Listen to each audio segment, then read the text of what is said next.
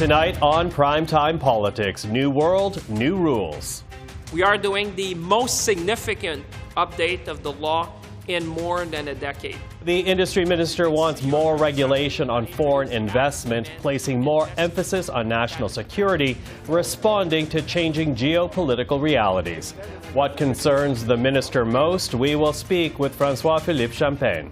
Also, the RCMP kills a deal with a company that had ties to the People's Republic. The Trudeau Liberals move forward with their gun bill, and Alberta passes its Sovereignty Act. Our political observers are standing by. And makes me worried about the state it's in right now. The Minister of Sport on the future of Hockey Canada and the game in this country. This is Primetime Politics. Hello, everyone. I'm Michael Serapio. With illegal Chinese police stations in the country, allegations of election interference, and what the government calls China's disruptive presence in global politics, national security has been top of mind in Ottawa. The Trudeau government now turning its attention to foreign investment and protecting Canadian assets that might be vulnerable. The man leading that charge is the Minister for Innovation, Science and Industry, François-Philippe Champagne, who joins us right now. Minister, thank you for being here. Thanks for having me, Michael. It's a pleasure to be with you. Nice to have you. Listen, I want to begin here, of course, with the announcement that you made last night, because in making that announcement, you said that Canada needs to update the Investment Canada Act because of changing geopolitical realities. What exactly are you referring to there? Is it specifically China? No, I mean, the law is agnostic, but what I see is that, and it's not only in Canada, you've seen that around our partners, the G7 partners, Five Eyes around the world, is that the geopolitical landscape has evolved a great deal since the act was last reviewed. I think it's more than a decade ago. So this is about giving us more tool, more authority to be more agile, to go at the speed of business and make sure that, with these new tools, we can better protect Canada's economic interests, but also our national security.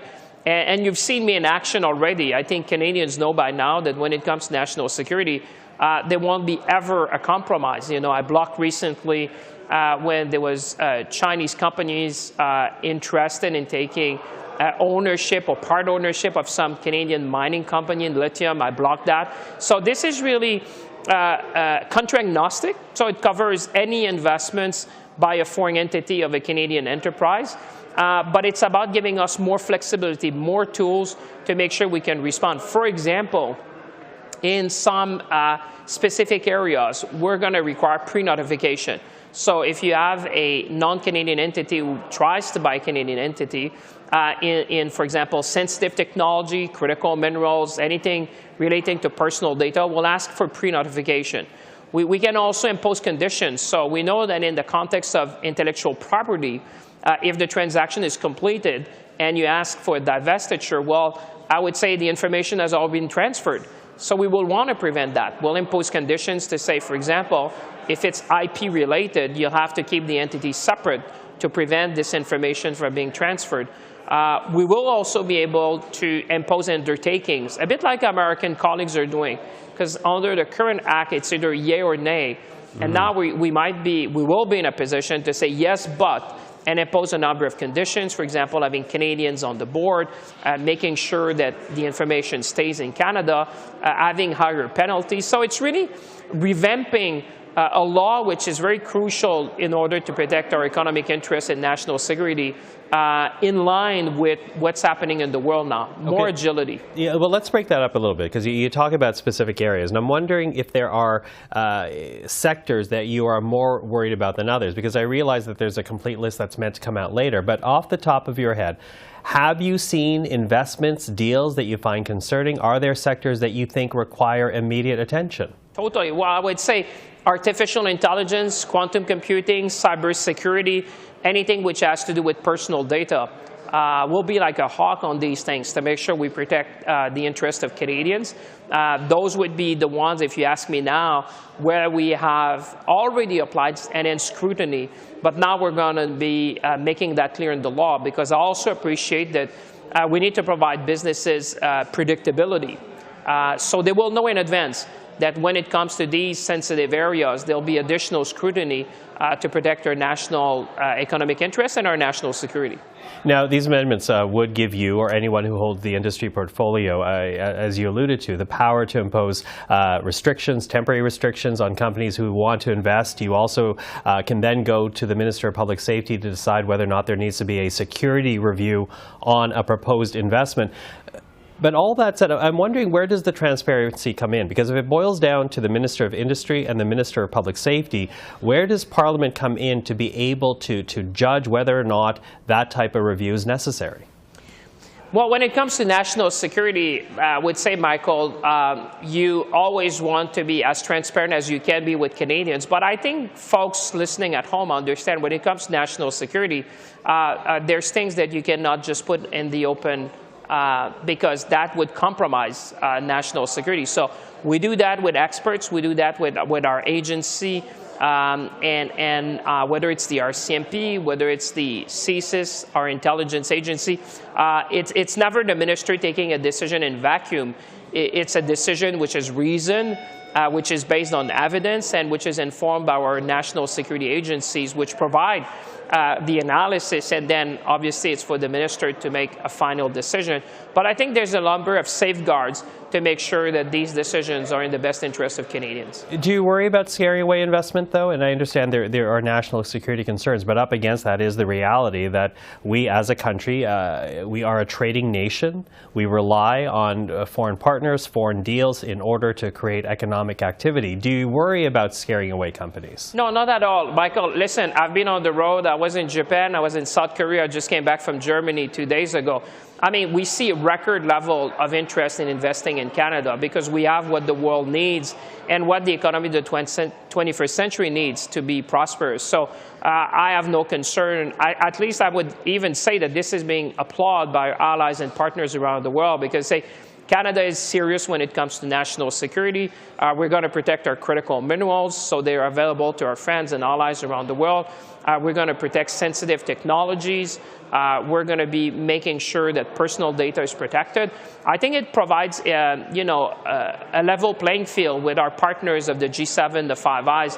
Everyone is upping their game because of the geopolitical context, which has changed dramatically over the last 10 years. And I think, I'll never apologize for protecting the national security of Canada and protecting Canadians. Okay, I hear you say that, but of course your announcement yesterday was made the same day that Radio Canada broke that story about a government contract for RCMP Communications that was awarded to a company that has ties with the Chinese government. In fact, its parent company, Hytera, is facing 21 espionage charges in the United States.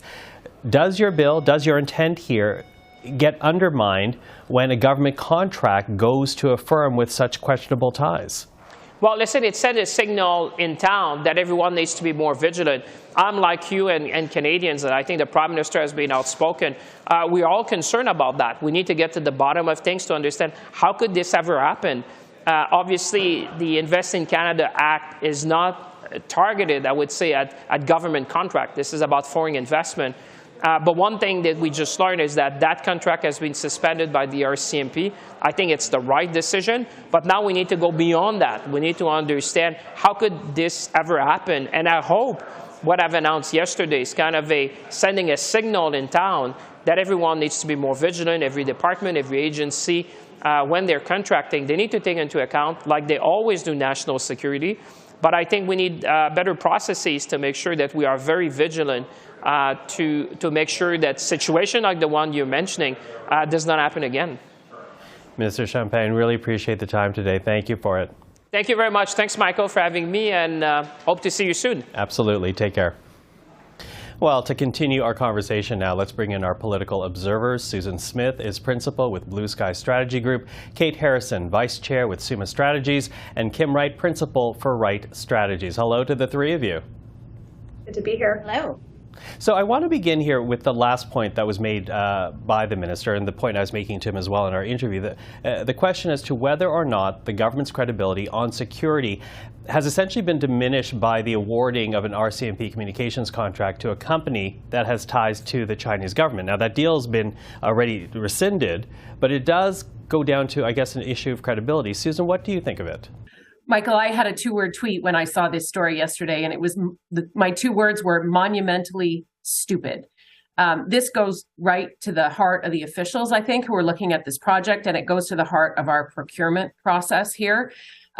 We unfortunately have a process in Canada at the moment where it's lowest price for some projects, and that's what happened here, and nobody did their proper homework at the officials level. So I think the government has taken the right steps to cancel this contract. I think it's got to go further and get this technology ripped out.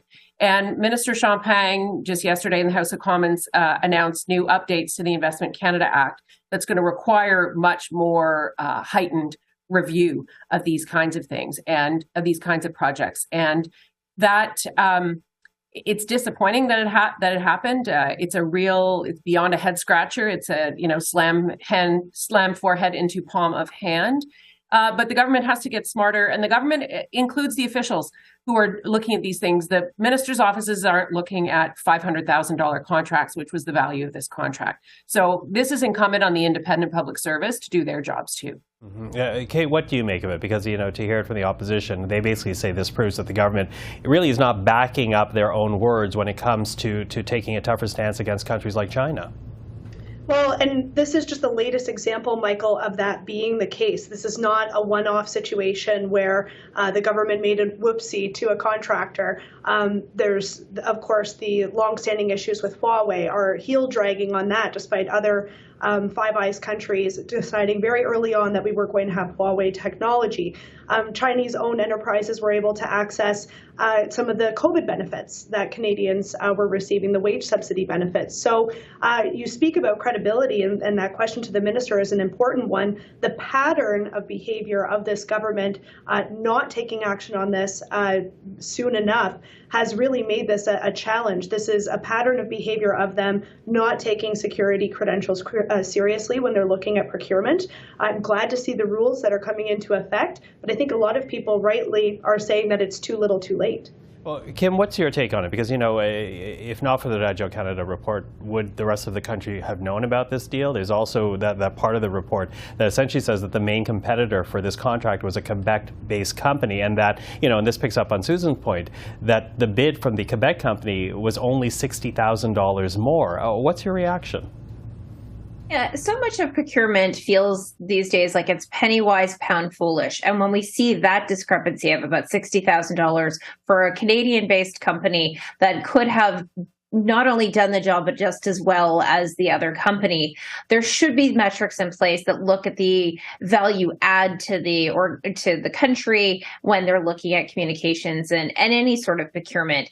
This is not a new thing. This is just an increasingly frustrating thing. And what I find interesting, Michael, and this goes back to a bigger problem of procurement across the country, not just when we talk about foreign countries, but there isn't enough light shed on who is purchasing, who is procuring, and politicians and bureaucrats have taken the sort of don't ask us any questions because you have to have ill intentions when you do it. Sometimes procurement actually does need to have a light shone on it to see who's bidding, how they're bidding, how are these going through. And I think that that's part of the overhaul that needs to happen, not just in this instance, but across the country. Mm-hmm. Listen, I want to switch over to guns right now because, as you know, big issue this week, the Prime Minister saying that his government is still very much committed to banning assault-style firearms and adding those amendments into their gun bill. Kate, there is apparently a fine-tuning happening based on the criticism that's been raised about this bill. What's your reaction to that? Yeah, I think a lot of this heartache at this point for the government could have been avoided by more robust consultation at the outset. There was a lot of criticism when the bill was first introduced that it was too far-reaching, and now you're hearing groups like the AFN, for instance, step up and say, this is not going to respect the hunters and anglers in the Indigenous community, and it casts too broad of a net. So there is a lot of consensus on the importance of tackling gun violence, Where there's less consensus is whether or not 21 is the right way to do it. And how will this meaningfully crack down on the real issue, which is firearms coming in from the United States, illegal handguns, already illegal weapons, as opposed to punishing law-abiding firearm owners. So I think they went out a bit too far on 21, and had they consulted broader earlier, they would be avoiding this legislative hiccup now. Kim, I think it's very interesting to watch this debate happening because, of course, historically, New Democrats have called for gun control, but the amendments have party members in more rural parts of this country fighting back. How difficult is this issue for the NDP to navigate? Well, it's interesting. It's taken the Liberal government since 2015 to create legislation that really just isn't going to solve any of the crime-related issues that we have in this country, including, as Kate mentioned, the porous border that we have that continues to allow illegal guns to come across this country, which is what 80% of the gun crimes that are happening in this country are. And former Chief Blair certainly knows that. He can certainly talk to this with great eloquence when he chooses to. And clearly, when writing this bill, no one in the government has chosen to figure out how we actually get a gun crime in this country. And part of that is, and not to be, discharitable this time of year, but they're not interested in getting at these major issues. The government is looking at scoring cheap political points. If people were actually interested in settling gun crime issues, we would have a much more robust plan. We would have a border security measure. We would have economic incentives for people in communities so they're not turning to guns and gangs issues. And so what we're seeing in the backlash of this is entirely predictable. What I didn't have on my bingo card on the gunnies issue was Carey Price wading into this and having to, and the coalition of firearms rights, so-called, cheapening this issue by any stretch of the imagination by using poly as a merch code, especially coming as we are this week on the anniversary of École Polytechnique and the femicide that happened in that instance. There is no reason that Corey Price did not know this. Certainly the Montreal Canadiens have had to educate him, as have a number of other folks. And this coalition, frankly, whoever thought that was a good merch code should give their damn hat a shake. Susan, I wonder whether or not the Liberals are going to have to walk back the amendments at this point, because there is the opposition from hunters. There's now the opposition from the AFN, which just came out today, this week, and there's also the opposition even within the Liberal backbench. Will the government have to walk back those amendments? I think you'll see some fine-tuning of those amendments. The Prime Minister said there's going to be more consulting, but the bottom line is a bill that restricts handguns, a bill that restricts assault rifles or assault weapons is a good thing. I think the implementation of the last amendment has been clumsy, and there have been some legit hunters who own legit shotguns and rifles that have been captured in this, and that needs to be walked back. Kate talked about further consultation. I think they should have done more of that. But to say, new legislation or any legislation, I think, that restricts the access and condemns the legality of these kinds of weapons, I think is a good thing in the country. That doesn't mean there aren't more measures that need to take place. But I think it's difficult to be against legislation that restricts the access of assault rifles. I understand how hunters could be upset, and so let's define what those specific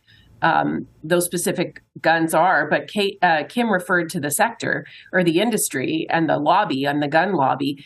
And that's a very wily industry who has come up with lots of ways to modify guns and make certain weapons assault rifles by increasing the magazines and the rapidity at which guns can, ammunition can be fired. That's what the government is trying to capture.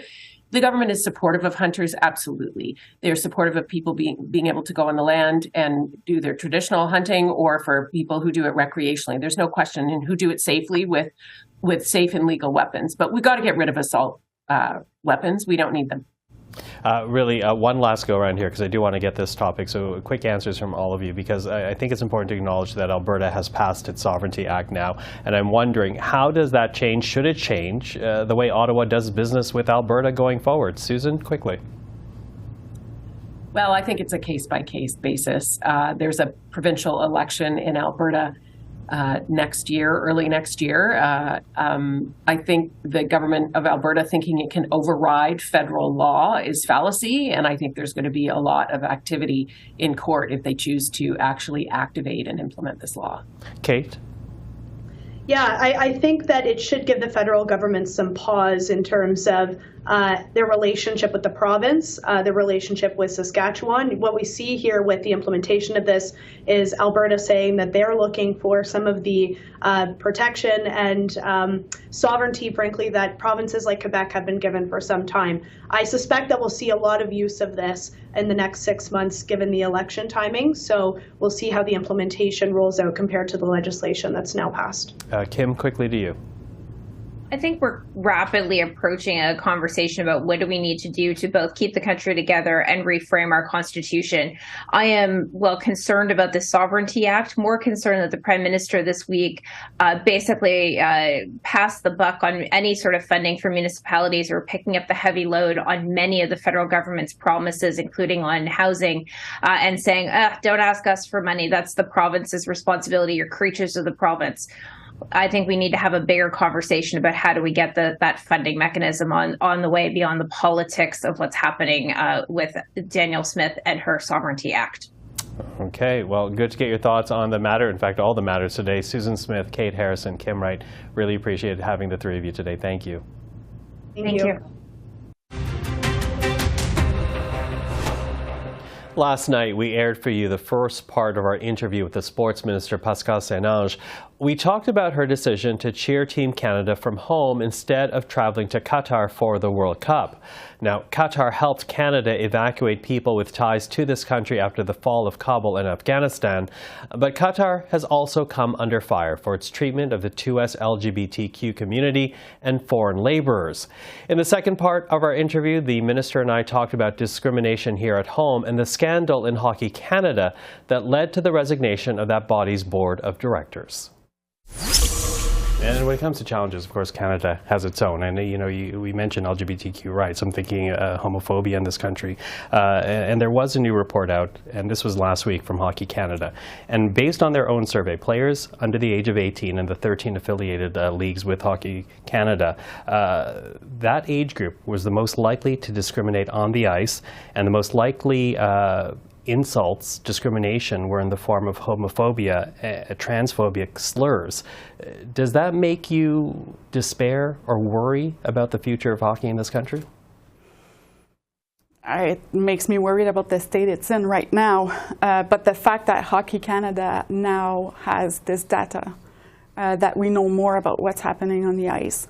There's always been speculation about the discrimination happening in toxic culture in hockey, but to have that type of data for the first time and know that those incidents happen so regularly and particularly in that age group, I think it's going to help build a stronger plan to address those issues and better educate young players and prevent those situations from happening. And I really hope to see a lot of changes at the board of Hockey Canada with more diversity so that it can trickle down all the way through the organization and have specific programs to address those issues.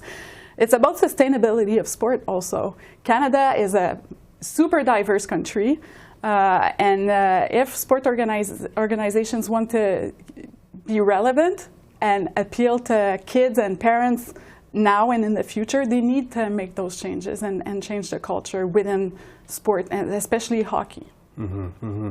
Well, of course, there was the revelation over the summer that Hockey Canada had, rather than investigate allegations of sexual assault, they paid off the victims who stepped forward in order to buy their silence. The board resigned. You had called for the resignation of the board.